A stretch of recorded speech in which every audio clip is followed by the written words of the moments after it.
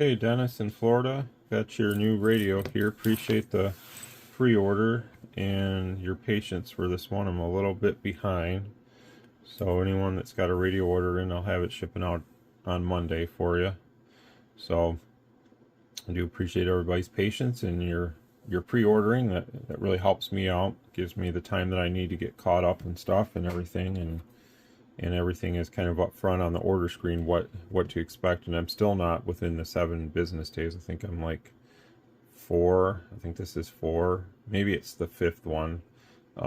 Monday would be 6, Tuesday would be 7. So I'm really close, but I try to stay well below that range if possible. So this radio is very punchy on AM. They have a very much like an overshoot effect on AM. It's kind of how the manufacturer wanted it. It's kind of what the AM market wants. So that's what these guys give. A lot of guys didn't like some of the other radios that are newer style radios that are a little less aggressive on AM. And there's a reason maybe for that, because they're running amps and stuff and they want to hit their amp harder. And I'm not going to get into the debate of what's better and stuff. I mean, everybody makes a choice with how they want to run their equipment, and if it's fun for them, I guess that's the end of the day. It's really up to each individual operator. I have a preferred preference, and I think everybody knows what it is, so I can make this radio work like that. If I was going to use it, I would probably keep my mic gain way down like this, for the reason being is RF power's in the 1 watt setting. It's not going to swing like 1 to infinity, or not really like that, but you know what I'm saying. Like, it's not going to do like 1 to 40, 1 to 50, 1 to 60. It's more contained here, and I like that. But again, a lot of guys like this. So this is how the radio kind of works with the mic gain all the way up, and the timing is set in the ALC and the service mode, you know, right around like 96% is how I set it. And at times, you know, these things really do overshoot, like right there. So you have to be aware of that as an operator. And if you don't have a peak reading meter that can give you those instant real-time data results like this meter can, or something you know, that has a fast response time, you'll never really see that because it happens so quick. And it's just one of those things. So I don't really prefer this, but I know it's very important for some people to have this. So, and if you raise the carrier up, 1 watt is kind of low. I don't expect most people would run it there, but it's just what I set it to. But if we raise this up, let's say to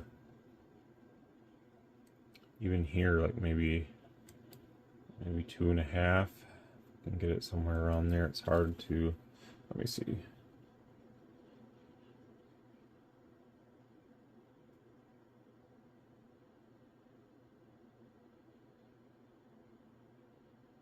That's close enough, 2.7. So at 2.7, oh, we gotta turn our mic gain back up. Still picks up a little sound without the mic gain. So even with a little bit more of a carrier, I mean, it has a lot of like forward momentum. So, you know, if that's something you like, that's definitely what it's going to give you. I'm, you know, I have a preference, and I'm not going to get into what I like, but generalized speaking, this is a powerful radio, and a lot of guys like that. So we'll just keep it simple as that. If we turn this all the way up, it is about 16, and then when you turn it up to about 16, it'll do pretty much 100 or pretty darn close to it. So the power is there if you need it. It's actually a little over 16, but again, like I said, the power is there if you need it. If you don't need it, then you can back the carrier down and you know, do a little less power. So let's see if we maybe 50%.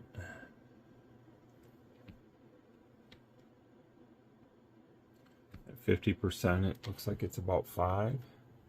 So at about 5, I mean, it still does it. So it's a very strong and aggressive AM radio, let's just say that.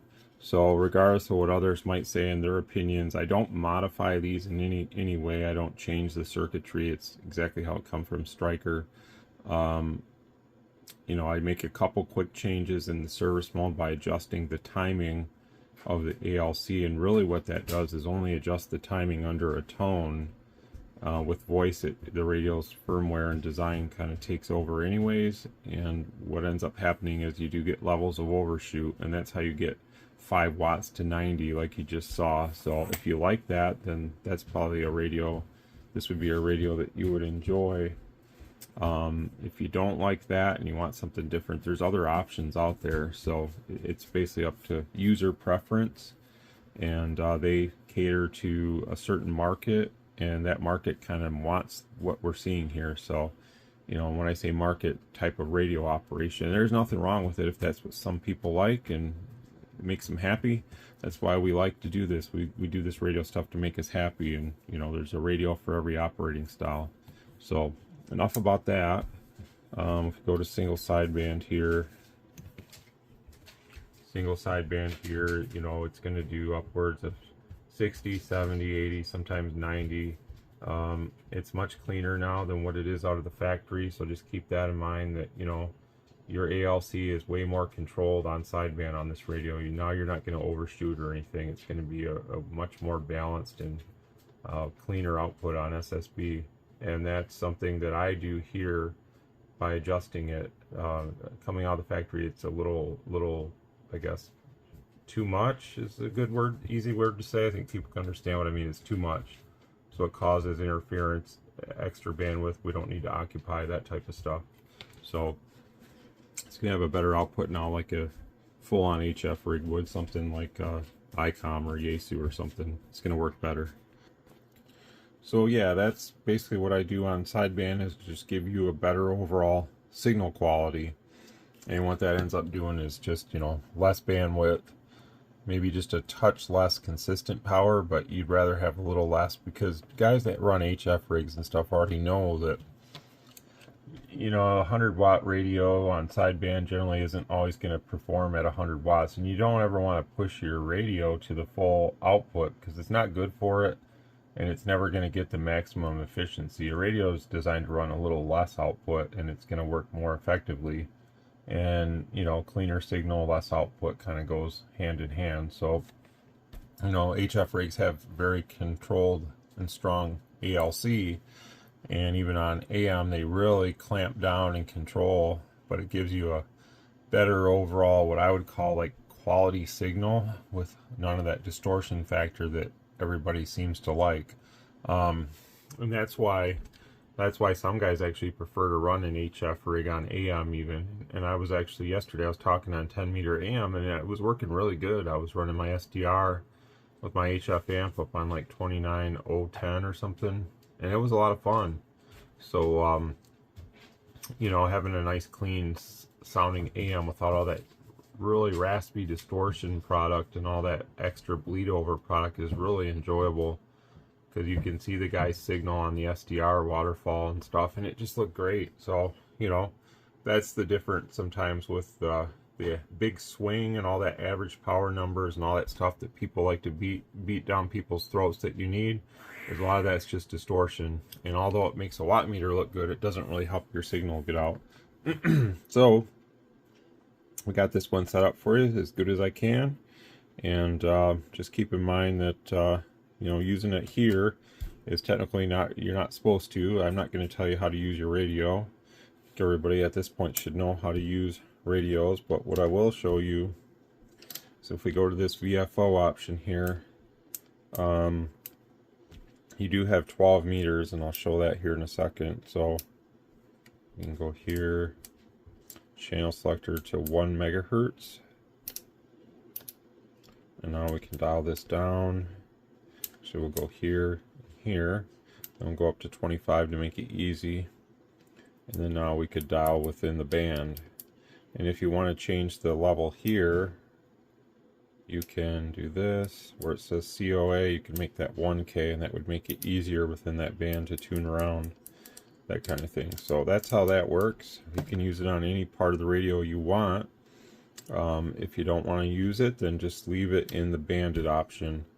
And if you want to go to different bands aside from the 12 meter, because it's not available unless you were to program it in via the software, I think. So You do also have on band 10 the UK FM, if that's something you want to use.